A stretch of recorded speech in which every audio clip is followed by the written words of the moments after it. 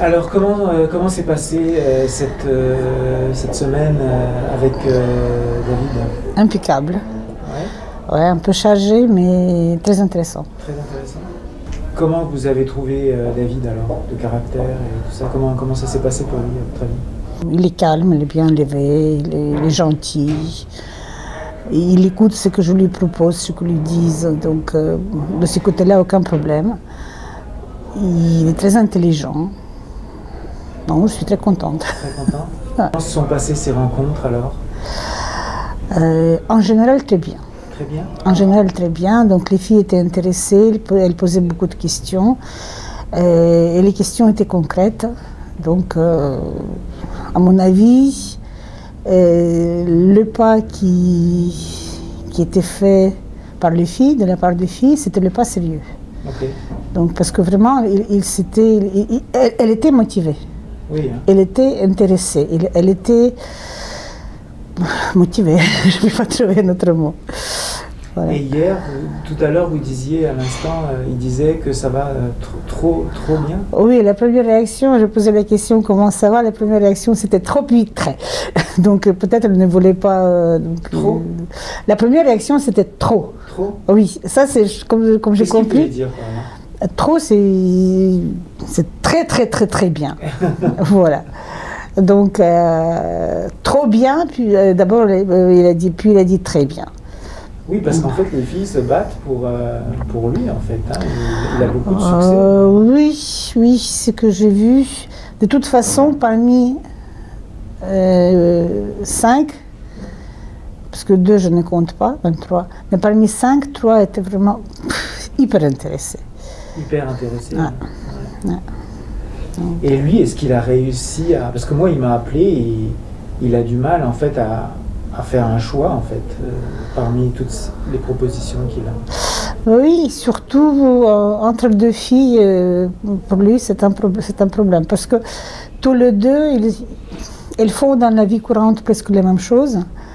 Et ils ont le même intérêt que lui. Et donc, c'est vraiment difficile à choisir. Il a du mal.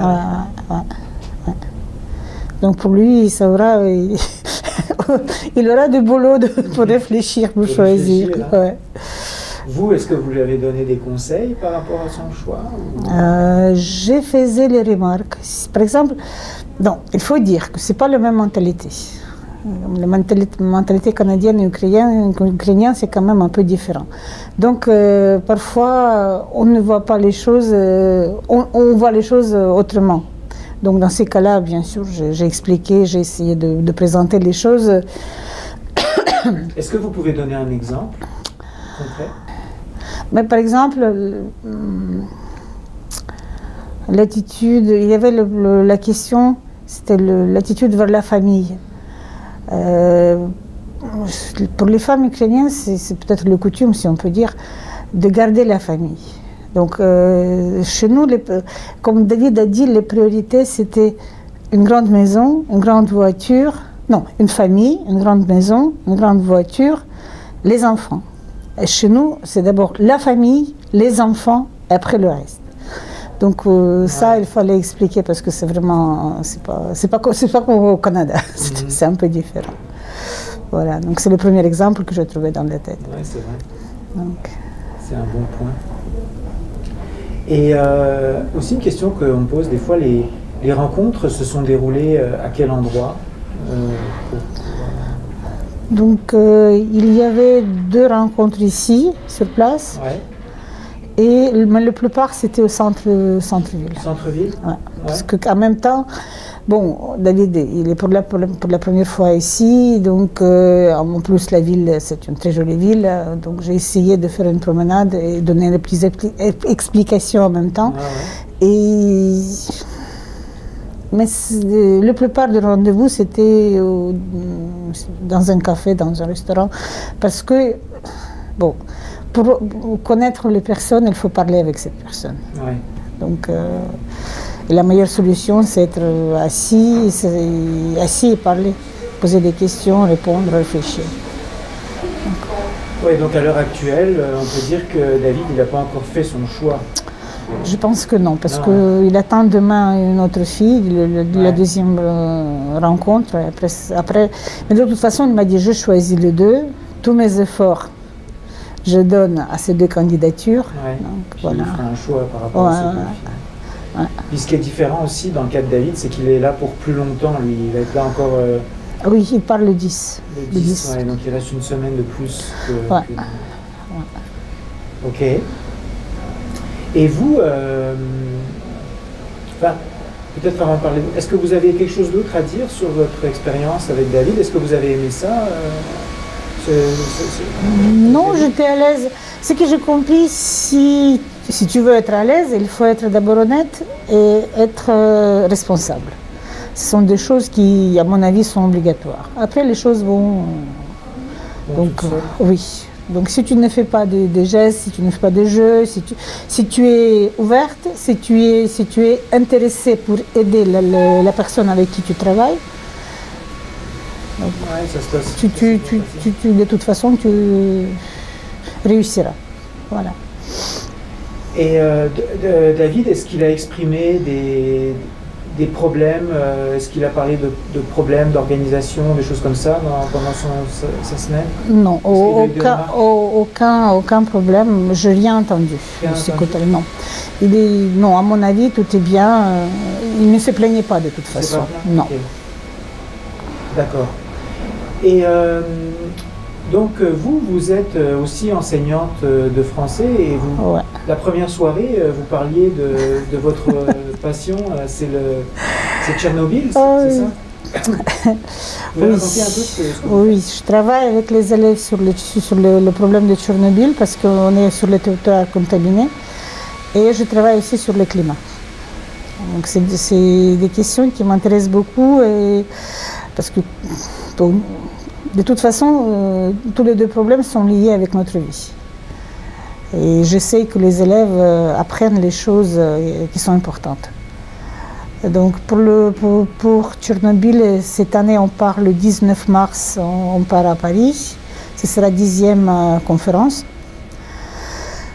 Donc cette année, on va parler, le sujet que nous avons choisi, c'est le sarcophage. Parce que ça c'est important, parce que l'ancien sarcophage il est un peu démoli, il pollue l'environnement. Mais on a choisi, on a déjà étudié comme les sujets les stalkers. Les stalkers, c'est le mouvement de jeunes qui essaient d'entrer sur le territoire fermé sans être vus. Ceux qui veulent rentrer sur le territoire? C'est les jeunes. Les jeunes? Ils vont en cachette là-bas et ça c'est dangereux parce que là-bas il n'y a aucune aide médicale, il n'y a personne pour aider au cas où. En plus, on ne sait pas vraiment où sont les endroits pollués parce que de toute façon, la radioactivité, ce n'est pas le tapis. Donc ce sont les tâches. Et tu peux rester plusieurs heures sur le territoire qui n'est pas contaminé, mais tu fais 2 pas à gauche ou à droite et tu tombes sur une tâche contaminée. Voilà. Donc en plus, maintenant il y a pas mal d'animaux sauvages. Ça c'est le paradis pour la nature, même les ours, les lynx. Et donc on a parlé de Samasio. Les Samasio, ce sont les gens qui sont revenus dans leur maison sans permission. Parce que après l'explosion, la population qui habitait autour de la centrale, elle était évacuée. Mais les gens, surtout les vieux, ils ont décidé de revenir dans leur maison. Parce que pour les gens du village, c'est difficile d'expliquer qu'est-ce que c'est la radioactivité. On ne le voit pas, on ne le sent pas, on ne peut pas la toucher. Mais donc, voilà. Au début, c'était difficile, mais maintenant, l'État a pris la décision de leur permettre de vivre. Même ils reçoivent leur retraite là-bas. Même, il y a une fille qui est née là-bas. Ah oui? Ouais. Maintenant, elle a plus de 18 ans. Mais sa maman, elle était obligée de cacher qu'elle était enceinte. Parce que sinon... Puis, vous disiez qu'il y a moins de cas de cancer pour les gens qui sont retournés? On a étudié les chiffres et c'était vraiment intéressant parce que si on compare la quantité de cas de cancer parmi les gens qui sont partis, si on compare avec la quantité de cancer parmi les gens qui sont revenus dans leur maison, Donc les gens, il y a moins de cas parmi les gens qui habitent maintenant dans les zones fermées. Ah ouais. Ça c'est... Donc finalement, c'est quand même une région qui est de nouveau habitée maintenant, la région de... On ne peut pas dire habitée, d'après les données, il y a à peu près 600 personnes qui habitent là-bas et c'est pas, comment dirais-je, c'est pas l'âge reproductif pour les gens qui habitent là-bas. Donc j'ai juste une fille qui est apparue, c'était la dame qui travaillait au magasin, ce n'était pas la dame qui est revenue exprès, elle était obligée de rester là-bas. Donc après on a étudié le sujet sur le tourisme. C'est honteux à mon avis, mais l'État organise les voyages officiellement. Ça coûte cher, ça coûte à peu près $50, pour nous c'est la somme importante. Mais à partir de 18 ans, on peut y aller, on peut y rester même 2 jours. Ça coûte encore plus cher. Il y a un hôtel, il y a le repas, mais le repas, tout ce qu'on mange, on apporte du territoire propre. Mais est-ce que c'est dangereux d'aller visiter la visite guidée, c'est pas trop dangereux parce qu'on choisit quand même l'itinéraire correct. Ce qui est dangereux, c'est pour les jeunes, c'est ce dont j'ai parlé, c'est stalker. Ça, c'est dangereux. C'est les jeunes qui vont sur le territoire sans faire attention. Ah. Maintenant, sur Internet, on peut trouver la carte avec le passage présenté. Et qu'est-ce qu'ils vont faire là-bas, les jeunes? C'est l'intérêt qui les attire. C'est quoi?